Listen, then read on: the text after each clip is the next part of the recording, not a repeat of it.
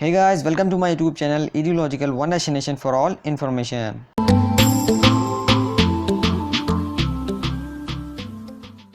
सो friends, आज हम पढ़ने वाले हैं class 11 political theory chapter number 4, जिसका नाम है social justice. So these handwritten notes is prepared by well experience political science teacher and specially written by me. Video शुरू करने से पहले मैं आपको ये बताना चाहता हूँ कि अगर आपने वीडियो पूरी लास्ट तक देखी तो मैं आपको दावे के साथ कह सकता हूँ 100% जो है इस वीडियो को आप लास्ट तक ज़रूर देखिएगा, क्योंकि इस वीडियो को देखने के बाद आप पूरा जो चैप्टर है सोशल जस्टिस वो अच्छे से समझ जाएंगे. उसी के साथ आपसे कोई भी क्वेश्चन पूछेगा तो आप आराम से उसको जवाब भी दे सकते हैं, आंसर भी दे सकते हैं, क्योंकि मैं आपको इस वीडियो को पूरी सिंपल लैंग्वेज के साथ सिंपल एक्सप्लेनेशन में बताने वाला हूँ.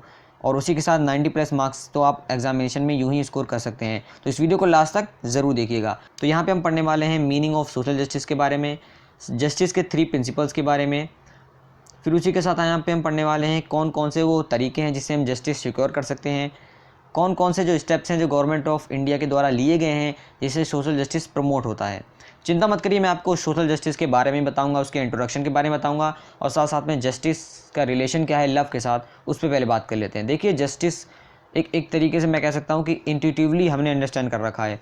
इंट्यूटिवली का मतलब वो चीज़ जिसका हमें डायरेक्ट एविडेंस नहीं है, डायरेक्ट प्रिसाइसली उसकी डेफिनेशन नहीं आती, लेकिन हमें पता है कि हाँ न्याय मतलब हाँ उसके साथ न्याय होना चाहिए. उसी की तरह एकदम रिलेशनशिप है सिमिलरली लव के साथ. लव की हमें इंट्यूटिवली अंडरस्टैंडिंग है लेकिन सही तरीके से नहीं है.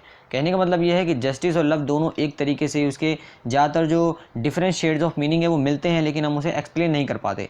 तो इसी तरीके से यहाँ पे जस्टिस की बात करें तो जस्टिस भी कई टाइप के होते हैं. उसमें से एक जस्टिस है आपका सोशल जस्टिस, जो आपको जानना, पढ़ना, समझना बहुत ज़्यादा ज़रूरी है. तो चलिए सबसे पहले हम बात कर लेते हैं मीनिंग ऑफ सोशल जस्टिस के बारे में.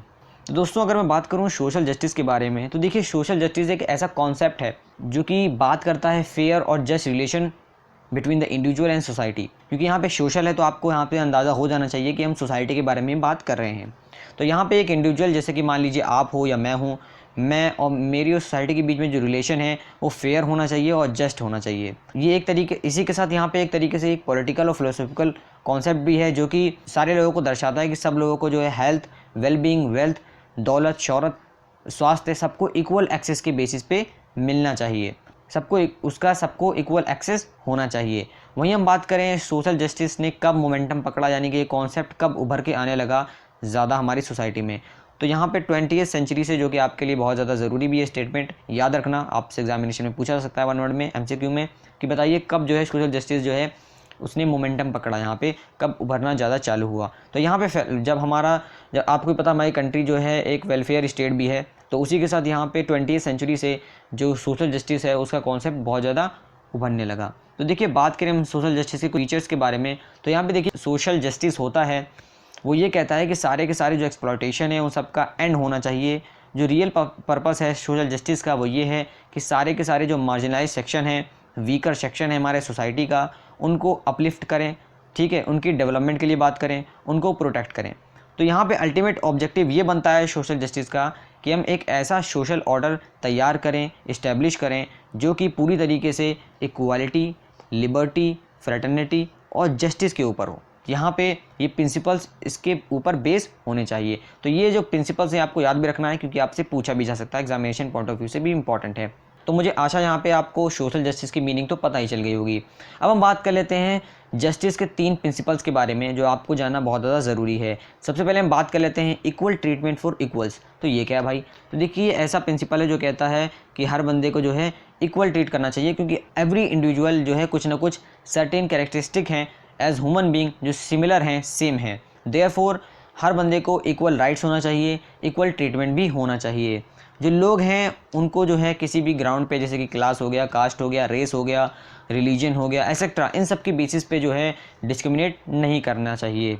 मिसाल के तौर पे, एग्जांपल के तौर पे, अगर 2 लोग हैं डिफरेंट कास्ट से बिलोंग करते हैं लेकिन वो सेम काइंड ऑफ वर्क करते हैं, उसको उनका जो प्रोफेशन है वो सेम है, लेकिन यहाँ पे उन्हें जो है सेम काइंड ऑफ रिवॉर्ड नहीं मिलता है, तो ये आपका डिस्क्रिमिनेशन हो जाता है. किसकी बेसिस पे? कास्ट की बेसिस पे, जो कि बिल्कुल तरीके से सोशल जस्टिस के खिलाफ है. अब हम बात कर लेते हैं इसके दूसरे प्रिंसिपल के बारे में.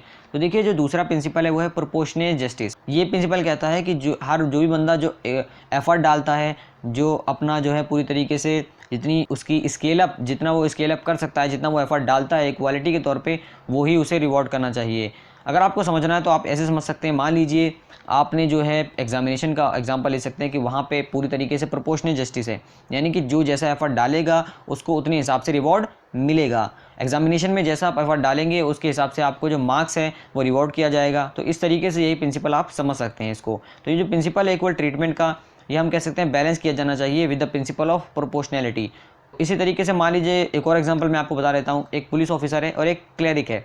देखिए वो दोनों अलग अलग काम करते हैं, उनके स्किल के अनुसार और उनके जितने भी डेंजरस फेस करने पड़ते हैं उन्हें अपने प्रोफेशन में, उसके अनुसार। तो यहाँ पे मैं कह सकता हूँ प्रोपोर्शनल जस्टिस उसके हिसाब से कि किस हिसाब से कोई काम करता है कोई बंदा किस प्रोफेशन में। पुलिस ऑफिसर का जो है डेंजरस का जो चांसेस है वो ज़्यादा हैं, वहीं क्लरिक पे ये जो डेंजरस के चांसेस हैं वो बहुत कम हैं। तो इस हिसाब से आप समझ गए होंगे प्रोपोर्शनल जस्टिस का मतलब क्या है। सिंपली लैंग्वेज में यहाँ पे मैं कह सकता हूँ कि प्रोपोर्शनल जस्टिस का ये प्रिंसिपल कहता है कि जो बंदा जिस तरीके से जितना एफर्ट, जितनी डेंजरस किसी भी काम में इन्वॉल्व हो, या उन प्रोफेशन के अनुसार जितना डेंजर इन्वॉल्व हो या जितना एफर्ट इन्वॉल्व हो, उसके अनुसार उसे रिवॉर्ड करना चाहिए। अगला है आपका तीसरा principle, recognition of special need. ये जो मैं बता दूं आपको ये प्रिंसिपल है, सोशल जस्टिस को भी बहुत ज़्यादा प्रमोट करता है। फॉर एग्जांपल यहाँ पे आपने देखा होगा फिजिकली हैंडीकैप, तो इस तरीके से जो फिजिकल और मेंटल एबिलिटी जिनकी नहीं है ज़्यादा सही, यानी डिसेबिलिटी है, lack of access to education है, हेल्थ केयर नहीं मिल पा रहा है, बहुत सारे फैक्टर्स हैं। फॉर एग्जांपल यहाँ पे आपका परफेक्ट एग्जांपल बन जाता है रिजर्वेशन का, जो रिजर्वेशन पॉलिसी हमारी गवर्नमेंट ऑफ इंडिया की, ये भी बहुत बड़ी हम कह सकते हैं रिकॉग्निशन ऑफ स्पेशल नीड है। तो वीकर सेक्शन हो, मार्जिनलाइज हो, फिजिकल मेंटल डिसेबिलिटी हो, इस तरीके से हमें स्पेशल नीड को जो है रिकॉग्नाइज़ करना चाहिए और उसके अनुसार उन्हें प्रमोट करना चाहिए। और ये बहुत ही बेस्ट तरीका है, बेस्ट प्रिंसिपल है सोशल जस्टिस को प्रमोट करने का। तो देखिए अगर हम बात करें जस्टिस के टाइप्स की, तो यहाँ पे आपके जो है 4 टाइप के जो है जस्टिस होते हैं। वैसे तो हम बात कर रहे हैं चैप्टर में सोशल जस्टिस के बारे में, लेकिन हम और के बारे में भी थोड़ा बहुत जान लेते हैं। सबसे पहले बात कर लेता हूँ मैं सोशल जस्टिस के बारे में। देखिए सोशल जस्टिस सिक्योर किया जाता है नॉन डिस्क्रिमिनेशन किसी भी बेसिस पे, जैसे रिलीजियन, कास्ट, क्लास, जेंडर और प्लेस ऑफ बर्थ। गवर्नमेंट को जो है प्रॉपर पॉलिसीज़ अडॉप्ट करनी होती है ताकि वो सोशल जस्टिस इंश्योर कर सके। वो मैंने जैसे कि आपको प्रिंसिपल्स बताए हैं, उनके प्रिंसिपल्स भी यहाँ पे इन्वॉल्व होते हैं। उसी के साथ मैं बात करूँ यहाँ पे इकोनॉमिक जस्टिस के बारे में, तो देखिए ये जो है इकोनॉमिक जस्टिस रियलाइज़ किया जा सकता है proportional distribution of wealth and resources of the country, यानी कि जैसे कि मैंने आपको बताया सेकंड प्रिंसिपल तो जहाँ प्रोपोर्शनल जस्टिस के हिसाब से आपको उतने एफर्ट्स, उतने डेंजर जिन्हें इन्वॉल्व होते हैं उसी के हिसाब से यहाँ पे रिवॉर्ड देना होता है। हर इंडिविजुअल को जो है बेसिक रिक्वायरमेंट तो कम से कम मिलनी चाहिए अपनी लाइफ की। अगर मैं बात करूं थर्ड की, जो कि आपका पॉलिटिकल जस्टिस, तो देखिए पॉलिटिकल जस्टिस अचीव किया जा सकता है यूनिवर्सल एडेड फ्रेंचाइज के द्वारा। यूनिवर्सल एडेड फ्रेंचाइज मैं बता दूं अगर आपको नहीं पता है तो, यूनिवर्सल एडेड फ्रेंचाइज एक सिस्टम है जिसे हम यूनिवर्सल सफरेज भी कहते हैं, जिसका कॉन्सेप्ट ये है कि एक पार्टिकुलर एज होती है जिसके अनुसार वहाँ पे पॉलिटिकल राइट्स जो हैं दिए जाते हैं। उसी के साथ यहाँ पे पॉलिटिकल जस्टिस में आपका रिप्रेजेंटेटिव इंस्टीट्यूशंस भी आते हैं और लोगों के पॉलिटिकल राइट्स भी आते हैं। वहीं हम बात करें चौथे का, जो कि है लीगल जस्टिस, आपका चौथा टाइप है। ये जो है सिक्योर किया जा सकता है जस्ट लॉज, यानी सही लॉज बना के, रूल ऑफ लॉ के बुनियाद पे, स्पीडी और इनएक्सपेंसिव जुडिशियल प्रोसेस, क्योंकि ज़्यादातर जो लोग हैं वो जितनी भी फीस वगैरह हैं, जो एक्सपेंसेस हैं, वो हम कह सकते हैं अफोर्ड नहीं कर पाते। तो उसको लेकर भी यहाँ पे गवर्नमेंट जो है काफ़ी जो कदम उठाती है और उठाती रही है और आगे भी उठाना चाहिए और इसको प्रमोट करना भी चाहिए। तो ये सारे हम दे सकते हैं 4 टाइप के जो इंपॉर्टेंट जस्टिस हैं, जो आप सबको पता होना बहुत ज़्यादा ज़रूरी है एक पॉलिटिकल साइंस के स्टूडेंट होने के नाते। तो दोस्तों हमने ये तो बात कर ली कि क्या क्या प्रिंसिपल्स होते हैं सोशल जस्टिस के और कौन कौन से जस्टिस होते हैं सोशल जस्टिस के अलावा, जैसे कि political justice, legal justice etcetera.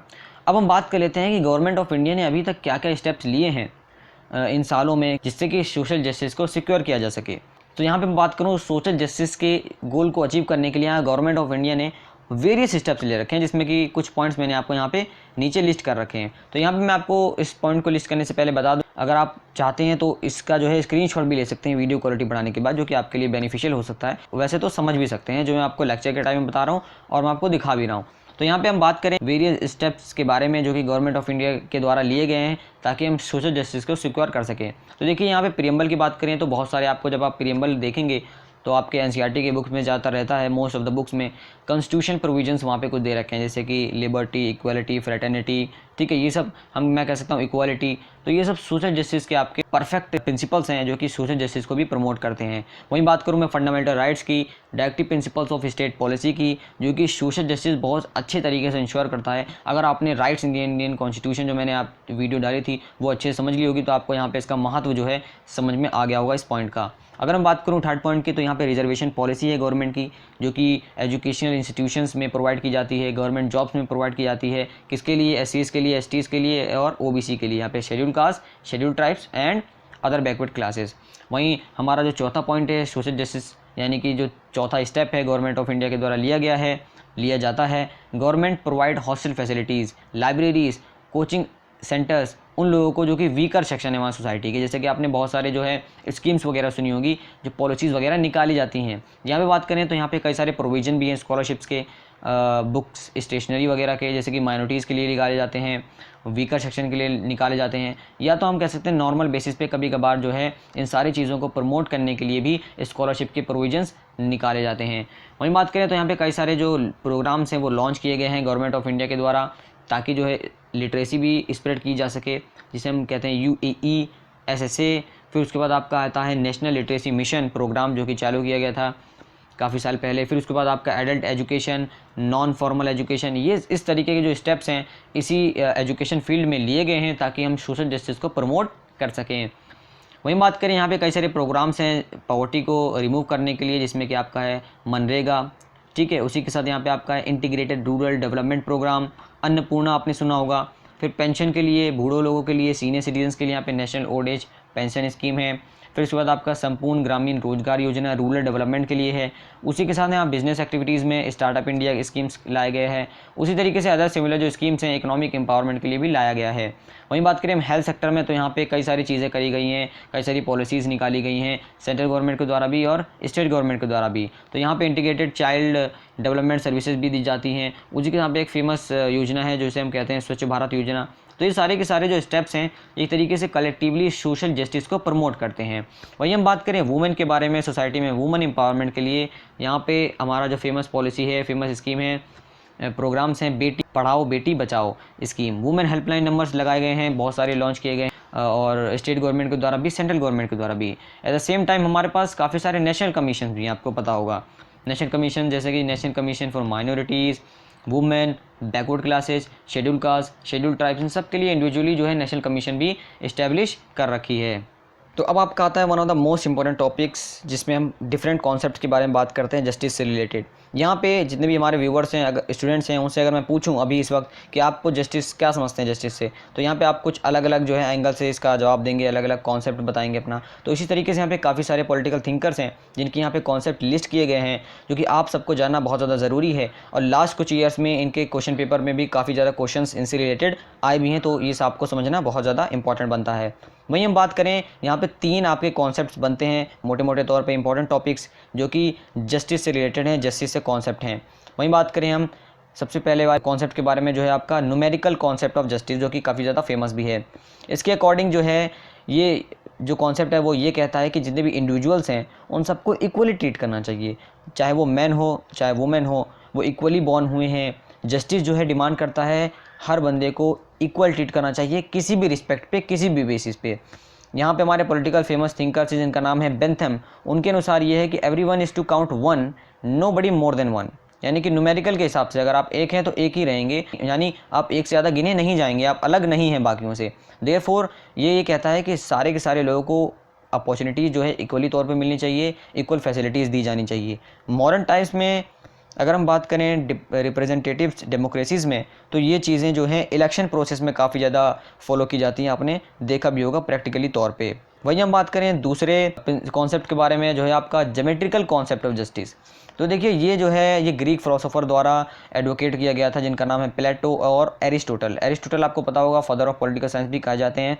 According to them जो जस्टिस है, इसका मतलब ये नहीं कि हर बंदे को इक्वल ट्रीट किया जाए। वो ये इन पॉलिटिकल थिंकर्स के अनुसार वो ये बिलीव करते हैं कि इन सब में हम कह सकते हैं प्रोपोर्शनेट इक्वालिटी होना चाहिए, जिसका मतलब जैसे मैंने आपको एक प्रिंसिपल समझाया था, वही सिमिलर यहाँ चीज़ें हैं। जो इक्वल लोग हैं उनको इक्वली ट्रीट करना चाहिए और जो अनइक्वल हैं उन्हें भी अनइक्वल तरीके से ट्रीट किया जाना चाहिए, यानी कि सिर्फ जो डिज़र्विंग पर्सन है, जो डिज़र्व करते हैं। यहाँ पे जहाँ पे हम बात करें प्रोपोर्शनेट जस्टिस जहाँ पे आ जाता है, वहीं पे ये पूरा जो कॉन्सेप्ट है ये प्रोपोर्शनेट जस्टिस से मिलता है। मैं आपको बता दूं, ये पूरा कॉन्सेप्ट प्रोपोर्शनेट जस्टिस से मिलता है। तो यहाँ पे जो बंदा जितना डिज़र्व करता है एफर्ट्स के अनुसार, डेंजर्स के अनुसार, उसको उतना ही रिवॉर्ड दिया जाना चाहिए, उसको उतना ही पावर और रिस्पॉन्सिबिलिटीज़ दी जानी चाहिए। वहीं पे आपका जो तीसरा इंपॉर्टेंट कॉन्सेप्ट है, थ्योरी है जस्टिस की, वो है आपका जॉन रिवॉल्स थ्योरी ऑफ जस्टिस। काफ़ी ज़्यादा फेमस है, इनकी बुक भी है, कि इन्होंने बुक लिखी थी, जॉन रॉल, जो काफ़ी ज़्यादा फेमस पॉलिटिकल थिंकर हैं। इनकी बुक थी अ थ्योरी ऑफ जस्टिस, अगर आपको टाइम मिलेगा तो कभी पढ़ सकते हैं आप। इन्होंने ये प्रपोन किया था अपनी थ्योरी में कि देखिए, इन्होंने इंडिविजुअलिज्म को काफ़ी ज़्यादा प्रमोट किया था सोशल जस्टिस के प्रिंसिपल्स के साथ। ये बिलीव करते हैं कि देखिए, जो इंडिविजुअल है उसको रैशनल थिंकिंग होनी चाहिए। उन्होंने यहाँ पे इससे रिलेटेड यहाँ पे 3 प्रिंसिपल्स दिए थे। पहला प्रिंसिपल्स था the principle of greatest basic liberties, यानी कि हम लिबर्टी के बारे में बात करते हैं, इसमें फ्रीडम के बारे में बात करते हैं, जो कि दी जानी चाहिए इंडिविजुअलिज्म के तौर पे। फिर दूसरा प्रिंसिपल्स था इनका the principle of equal opportunities, जिसमें ये बात करते हैं हर लोगों को जो है इक्वल अपॉर्चुनिटी देनी चाहिए, ठीक है। तीसरा इनका जो प्रिंसिपल था इस थ्योरी में वो ये था redistribution of wealth and resources, जहाँ पे ये बात करते हैं रिसोर्सेज जो हमारे प्रेजेंट हैं, वेल्थ हैं, उसको कैसे यूटिलाइज़ किया जाना चाहिए और किस हिसाब से, किस तरीके से इसे रीडिस्ट्रीब्यूट किया जाना चाहिए, ताकि इक्वली या इनके अनुसार जो जिस रिस्पेक्ट में किया जाना चाहिए उसके अनुसार यहाँ पे इसे रीडिस्ट्रीब्यूट किया जाना चाहिए। तो ये इनका जो कॉन्सेप्ट है। देखिए यहाँ पे सबका अलग अलग एंगल है, तो ये तीनों कॉन्सेप्ट आपको अच्छे समझना है, ताकि आप भी कलेक्टिवली एक कॉन्सेप्ट अपने माइंड में जस्टिस रिलेटेड अच्छे से बना पाएँ। तो दोस्तों, कंक्लूजन में मैं यही कहना चाहूँगा कि एक डेमोक्रेटिक सोसाइटी में डिस्ट्रीब्यूशन के इश्यूज़ को लेकर, जस्टिस के इश्यूज़ को लेकर काफ़ी ज़्यादा डिसएग्रीमेंट्स पाए जाते हैं, जो कि इनएविटेबल भी हैं, यानी जिसे हम अवॉइड भी नहीं कर सकते, और इवन हेल्दी भी हैं, क्योंकि ये हमें फोर्स करते हैं कि हम जितने भी डिफरेंट पॉइंट ऑफ व्यूज़ हैं लोगों के, और अपने व्यूज़ को खुद के डिफेंड कर सकें रैशनली। तो देखिए, जो राजनीति है, जो पॉलिटिक्स है, वो इसी सब के बारे में है। जितने भी डिसएग्रीमेंट होते हैं किसी भी इशू को लेकर, वो डिबेट के थ्रू जो है नेगोशिएट किए जाते हैं। इवन हमारे खुद की कंट्री में कई सारे काइंड्स के, कई सारे प्रकार के जो सोशल इकोनॉमिक इनइक्वालिटी हैं, वो अभी भी एग्जिस्ट करती हैं। काफ़ी कुछ किया जाना बाकी है, अगर हम इसे सच में हमें इसे कम करना है तो इसीलिए जो भी आप जो स्टूडेंट्स, जैसे मैंने आपको बताया डिफरेंट प्रिंसिपल्स के बारे में जस्टिस के, इसको पढ़ने का यही एक फ़ायदा आपके लिए, लाइफ के लिए भी, आपकी पूरी लाइफ के लिए भी, कि आप इन सारे इशू को डिस्कस करें जितने भी इन्वॉल्व किए जाते हैं, और एक ऐसे एग्रीमेंट पे आएँ जो कि बेस्ट तरीका हो, बेस्ट वे हो जस्टिस को परस्यू करने का, प्रोसीड करने का, अपनाने का, फॉलो करने का या प्रोसिक्यूट करने का। तो यहाँ पे इसका फ़ायदा आपको यही मिलता है। तो आशा है मुझे जो पूरा चैप्टर है आपको समझ में आ गया होगा, और मैंने समय समय पे बीच बीच में आपको मैंने एग्जामिनेशन पॉइंट ऑफ व्यू से जो टॉपिक्स हैं वो भी इंपॉर्टेंट बता दिए हैं। उसी के साथ यहाँ पे मैं एक और आपसे रिक्वेस्ट करना चाहूँगा, आपके होमवर्क के लिए आप ये होमवर्क कर सकते हैं 65 पे, यहाँ पे जो एक जेएसएल मिल ने एक थॉट लिखा है, वो आपको कैसा लगा आप कमेंट में ज़रूर बताइएगा। और उसी के साथ यहाँ पे पेज नंबर 66 पे जो आपकी एक्सरसाइज दे रखी है, जितने भी क्वेश्चंस हैं उनको ज़रूर ट्राई करिएगा सॉल्व करने के लिए। अगर आपको कोई भी डाउट होगा बीच में, या कोई भी परेशानी होगी चैप्टर से रिलेटेड, तो आप मुझे कमेंट सेक्शन में ज़रूर पूछ सकते हैं, मैं आपका उसको तुरंत रिप्लाई ज़रूर दूंगा। पूरी वीडियो देखने के लिए बहुत बहुत धन्यवाद। इस वीडियो को लाइक अगर अभी तक नहीं करा है तो तुरंत अभी लाइक कर दीजिए। अपने दोस्तों के साथ ये इंपॉर्टेंट चैप्टर्स हैं, इंपॉर्टेंट इन्फॉर्मेशंस हैं, ये सारे के सारे कंटेंट है, ये जरूर शेयर कीजिएगा। अगर आप हमारे चैनल पर नए हैं तो चैनल को सब्सक्राइब करके बेल आइकन दबाना बिल्कुल भी मत भूलिएगा। ये बिल्कुल फ्री है और आपको लेटेस्ट वीडियोज़ हमारे चैनल से ऐसी मिलती रहेगी। जय हिंद, जय भारत।